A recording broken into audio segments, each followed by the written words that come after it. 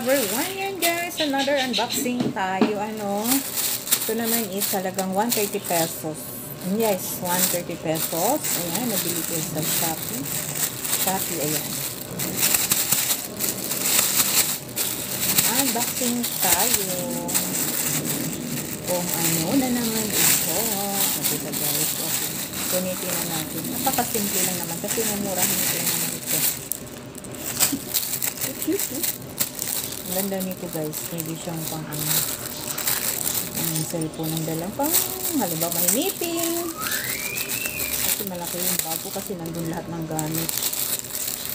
May meeting pwede siya, pero ang ganda niya guys, sa ano ko palang pwede na maganda siya.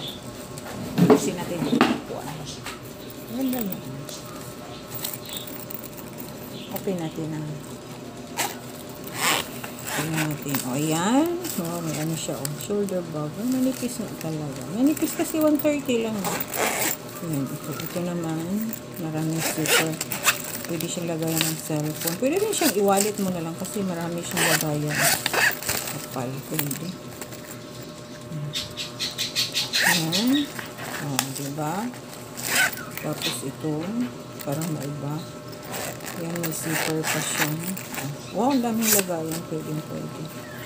Ang ganda. Dito mo na lahat ilagay lahat ng ATM mo. Pwede rin dito ilagay ang ATM. Lahat na. Hindi ba? Ang laki niya.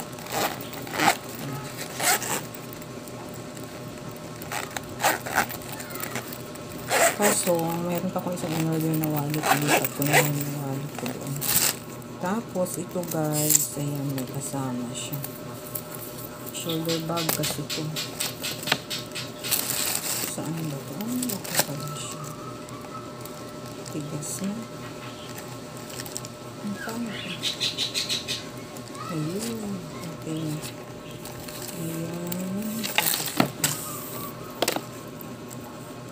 Marami kasing comment doon na maganda kaya nag-order na rin ito.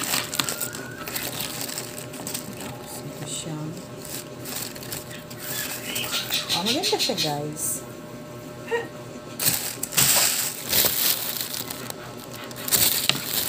Jenka. Ganda siya. Ay! Pwede ba? Ang ganda niya. Pwede. Once na may meeting sa school, pwede siya magamit kasi simple lang o maliit lang siya. Kung pang school.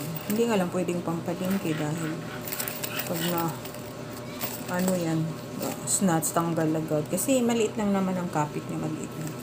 Pero, maganda siya guys. Pwedeng gawing wallet. Ayan. Pwedeng gawing shoulder bag. Ayan, pang-meeting. May cellphone dyan.